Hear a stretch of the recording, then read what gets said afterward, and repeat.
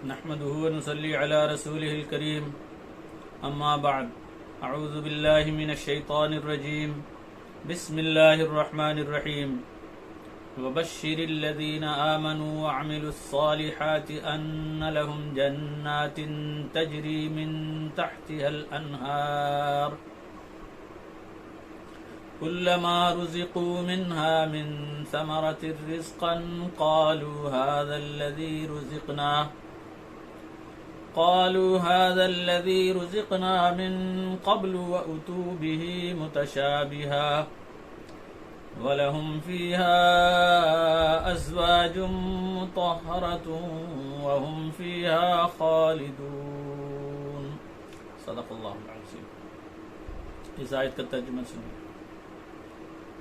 اے نبی صلی اللہ علیہ وسلم، آپ ان کو خوشخبری دے دیجئے جو ایمان لے آئے ہیں اور انہوں نے نیک اعمال کیے ہیں،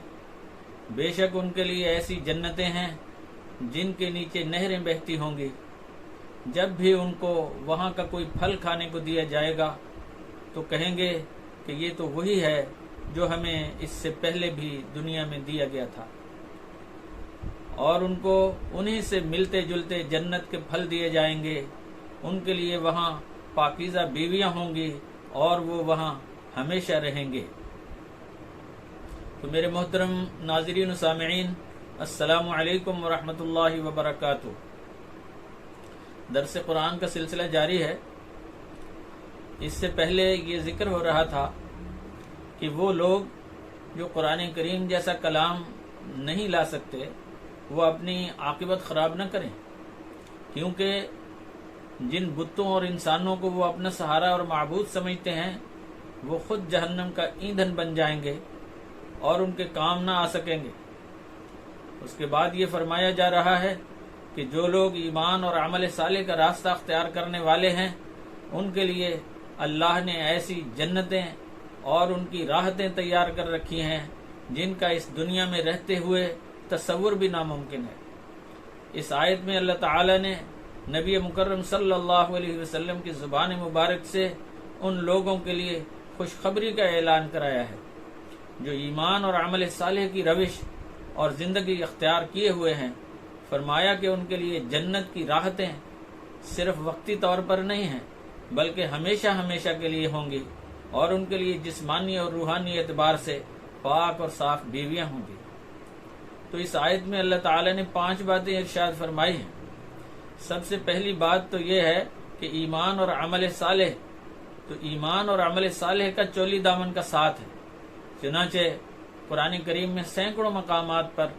ایمان اور عمل صالح کا ایک ساتھ ذکر کیا گیا ہے۔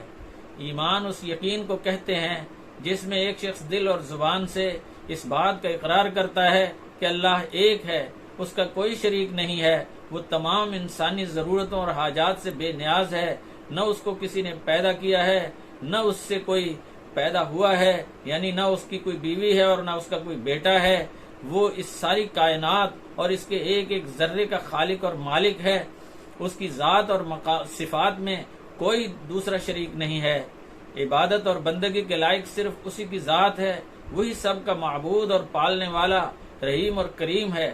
اور اس نے انسانیت کی رہنمائی اور ہدایت کے لیے ہر دور میں ہزاروں رسول اور نبی بھیجے جنہوں نے اللہ کا پیغام پوری دیانت سے پہنچا کر اپنی اپنی امتوں کو سیدھی اور سچی راہ دکھائی، اور اسی نے سارے نبیوں اور رسولوں کے آخر میں خاتم الانبیاء حضرت محمد الرسول اللہ صلی اللہ علیہ وسلم کو اپنا آخری کلام دے کر بھیجا ہے۔ آپ کے بعد نہ تو کوئی کتاب آئے گی اور نہ کوئی کسی طرح کا نبی یا رسول آئے گا۔ اب قیامت تک حضرت محمد الرسول اللہ صلی اللہ علیہ وسلم کا لایا ہوا دین ہی انسانیت کی رہبری اور رہنمائی کے لیے کافی ہوگا۔ اس بات پر بھی ایمان لانا ہے کہ آپ صلی اللہ علیہ وسلم کے بعد اگر کوئی نبوت کا دعویٰ کرتا ہے تو وہ جھوٹا اور مکار ہے اور اس کی کسی بات کا اعتبار نہیں۔ ایمان کی اس تعریف کو سمجھنے کے بعد عمل صالح کا مفہوم سمجھ لینا بہت آسان ہے، کیونکہ جب ایک انسان نے اس بات کو دل اور زبان سے مان لیا کہ اس کائنات کا خالق اور مالک اللہ ہے اور سارے نبی اور رسول اسی کے بھیجے ہوئے ہیں،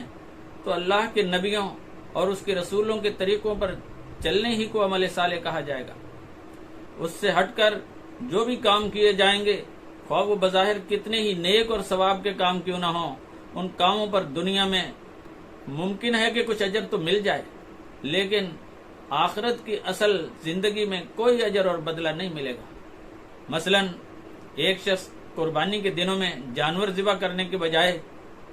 اس رقم کو غریبوں میں تقسیم کر دے تو اس کو صدقہ کرنے کا ثواب تو مل جائے گا، لیکن جو فریضہ اس پر واجب تھا وہ ادا نہ ہوگا، اور شاید نافرمانی کرنے کی اس کو سزا بھی مل جائے، اور یہ صدقہ اسے اس فرض کے ادا کرنے کی وجہ سے اللہ کی گرفت سے بچا نہیں سکے گا۔ تو اب عمل صالح کی تعریف یہ ہوئی کہ ہر وہ کام جو اللہ اور اس کے رسول حضرت محمد الرسول اللہ صلی اللہ علیہ وسلم کے احکامات کے تحت کیا جائے وہ عمل صالح ہے۔ دوسری بات جو اس آیت میں فرمائی گئی وہ یہ ہے کہ ایمان اور عمل صالح اختیار کرنے والوں کے لیے جنتیں ہیں۔ جنت کے متعلق نبی کریم صلی اللہ علیہ وسلم نے ارشاد فرمایا کہ جنت وہ مقام اور جگہ ہے جس کو کسی آنکھ نے نہیں دیکھا، کسی کان نے نہیں سنا، اور اس کا تصور بھی کسی دل پر نہیں گزرا۔ اس حدیث پاک میں نبی پاک صلی اللہ علیہ وسلم یہ ارشاد فرما رہے ہیں کہ گویا جنت وہ خوبصورت اور حسین ترین جگہ ہے جس کا اس دنیا میں کسی طرح کا تصور کرنا ممکن ہی نہیں ہے۔ وہ انسانوں کے تصور اور خیال سے بھی بلند ہے۔ حضرت ابن عباس رضی اللہ تعالیٰ عنہما فرماتے ہیں کہ جنتوں کے بہت سے نام آئے ہیں، جنت الفردوس، جنت عدن، جنت النعیم، دار الخلد، جنت المأوا اور علیون وغیرہ۔ بعض مفسرین نے اور بھی نام لکھے ہیں، دار الجلال، دار السلام اور دار القرار۔ ممکن ہے کہ جنت ایک ہی ہو، مگر انسانی اعمال کے لحاظ سے جنت کے یہ مختلف درجات کے نام ہوں۔ امام بہقی رحمۃ اللہ علیہ نے فرمایا ہے کہ قرآن اور حدیث میں 4 جنتوں کا ثبوت ملتا ہے، جبکہ ایک حدیث میں جنت کے 8 دروازوں کا ذکر ملتا ہے۔ بہرحال اللہ ہی جانتا ہے کہ اس نے اپنے نیک بندوں کے لیے کتنی جنتیں تیار کر رکھی ہیں۔ اللہ ہمیں حسن عمل اور جنت کی راحت نصیب فرمائے۔ تیسری بات جو اس آیت میں بیان فرمائی گئی ہے وہ یہ ہے کہ پھل دیے جائیں گے ان کو۔ فرمایا کہ جب بھی ان جنتیوں کو جنتی پھل دیے جائیں گے، چونکہ دنیا کے پھلوں سے وہ ملتے جلتے ہوں گے، تو وہ کہہ اٹھیں گے کہ یہ تو ہم نے دنیا میں بھی کھائے ہیں، لیکن جب وہ ان پھلوں کو کھائیں گے اور ان کو وہ بہت ہی لذیذ اور مزیدار معلوم ہوں گے تو وہ اور مانگیں گے، اور ان کی اس طلب کو پورا کیا جائے گا، اور ان کی خواہش کے مطابق بہت سے پھل ان کو دیے جائیں گے، کیونکہ پھلوں کا مزہ ہی کچھ اور ہوگا۔ دنیا کے جیسے پھلوں کا مطلب اس مناسبت کا ذکر ہے کہ انسان جن پھلوں سے واقف ہوتا ہے اس کو کھانے میں کوئی تکلف نہیں ہوتا، کیونکہ وہ دیکھے بھالے ہوتے ہیں۔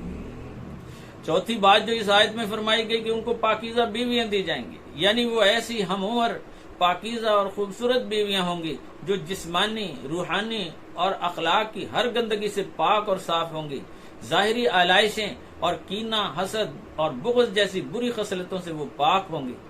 پانچویں بات جو اس آیت میں فرمائی گئی ہے کہ وہ ہمیشہ جنت میں رہیں گے، اس وعدے میں سب سے زیادہ لذت اور خوشی ہے، کیونکہ بہتر سے بہتر نعمت اور راحت بھی اگر حاصل ہو جائے لیکن کچھ عرصے کے بعد اس کے چھن جانے کا خطرہ ہو، وہاں سے چلے جانے کا خطرہ ہو اور ڈر لگا رہے تو انسان کو راحت کے ساتھ اس کے چھن جانے کا غم بھی لگ جاتا ہے، لیکن ہمیشہ کا تصور ہی اس راحت اور نعمت کی لذت میں اضافہ کر دیتا ہے۔ تو اللہ تعالی ہم سب کو جنت کی ابدی راحت نصیب فرمائے، ہمیں سچے مومن اور رسول پاک صلی اللہ علیہ وسلم کے اور اللہ تعالی کے احکامات کے تابعدار بنائے۔ وآخر دعوانا ان الحمد للہ رب العالمین۔